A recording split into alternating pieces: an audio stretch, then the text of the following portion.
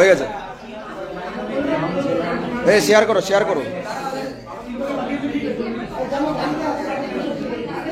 আমাদের গ্রুপে শেয়ার করবে তো।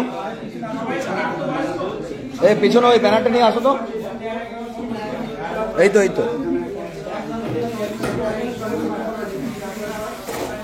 এইটা আবার কি?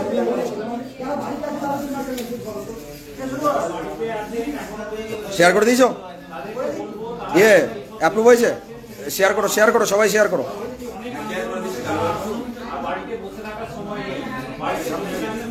দাঁড়ান, সবাই আসুক। একজন এসছে, এই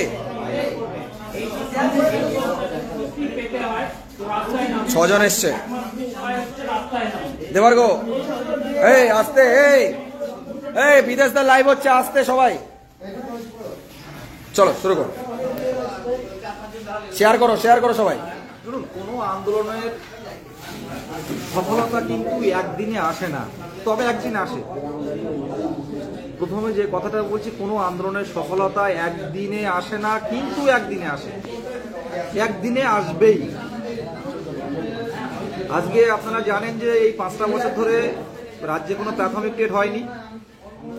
2022 সালের ডিসেম্বরে প্রাথমিক টেট হয়, 23-এর ফেব্রুয়ারিতে রেজাল্ট দেওয়া হয়। সেখানে প্রাথমিক পর্ষদ সভাপতি বলে যে কেউ বসে থাকবে না, সবার ইন্টারভিউ, দুবার ইন্টারভিউ নিয়ে আমরা রিক্রুটমেন্ট প্রসেস কমপ্লিট করব। তো আইনি জটিলতার কারণে এখন নিতে পারিনি, কিন্তু আইনি জটিলতা মুক্ত এখন আমরা এই জায়গায় দাঁড়িয়ে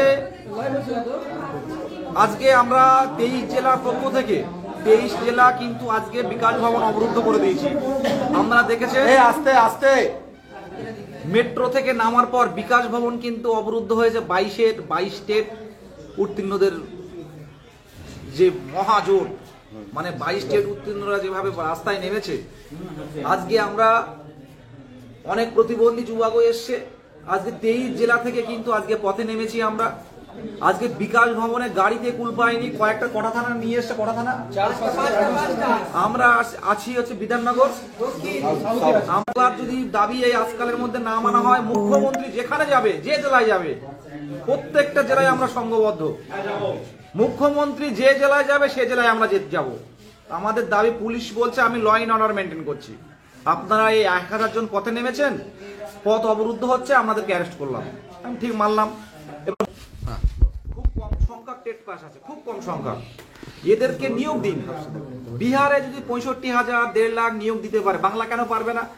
আর আপনি স্টেজে উঠে, মঞ্চে উঠে বলছেন যে আইনি জটিলতার কারণে উকিলরা কেস করে দিচ্ছে বলে হচ্ছে না। আপনাকে আমি বার্তা দিতে চাই যে কোনো আইনি জটিলতা 2022-এর প্রাকে এরা কিন্তু ভোটে প্রভাব পড়বে। আমি তাই বলবো, আমি কোনো রাজনীতিতে যাচ্ছি না, আমি একটাই কথা বলছি, বিহারে যেমন নিয়োগটা দিয়েছে, বিহারের যে নিয়োগ, প্রাথমিক নিয়োগের একটা ইতিহাস সৃষ্টি করেছে, সেই ইতিহাসটা সৃষ্টি করুন। কোর্টে পাঠাবে, হ্যাঁ কোর্টে, আমরা কোর্টে গিয়েও আমাদের দাবিটা তুলে রাখবো যে 22 স্টেট 5 বছর পর টেট হয়েছে, সেই টেটের নিয়োগ দরকার। একটা জনগণকে কর্মসংস্থান দেওয়ার অধিকার, কর্মসংস্থান দেয়, এটাও একটা মৌলিক অধিকার আমাদের, কর্মসংস্থান পাওয়াটা। সেই কর্মসংস্থানটা কোথায়? আপনি মঞ্চে উঠে বলছেন নিয়োগ করতে দিচ্ছে না। আমি এটুকু বলবো, আমার সাথে কথা বলুন, বিদেশ কাজই বলছি আমি, কোনো কিছু কাজে আসবে না। একটু আলোচনায় করুন, একটু ক্লিয়ারলি কনসেপ্টটা একটু বুঝুন। যত টেট পাস, ডিএলএড আছে, তাদের সবার নিয়োগটা করে দিন। আজকে আপনি হয়তো জানবেন যে পুলিশের কাছে জেনে নিন কতজন 22 স্টেট পথে নেমেছিল। এরা কিন্তু, আপনি যেখানে যাবেন, সমাজ, আমরা হবু শিক্ষক, কিন্তু আমরা সমাজকে ঘোরাতে পারি, সমাজকে কিন্তু ঘুরিয়ে দিতে পারি আমরা। তাই বলবো 2022 প্রাথমিক টেট উত্তীর্ণ যারা আছে, এদের কথা ভেবে একটা বড় সংখ্যক নিয়োগ দিন। কারণ শূন্যপদ আছে অর্থ দপ্তর থেকে, যেটা যেখানে যেভাবে যা করলে হয়, একটা নিয়োগের ব্যবস্থা করুন।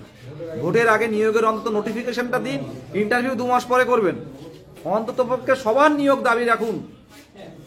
যে জনহিতকর কার্যাবলী আপনারা করছেন,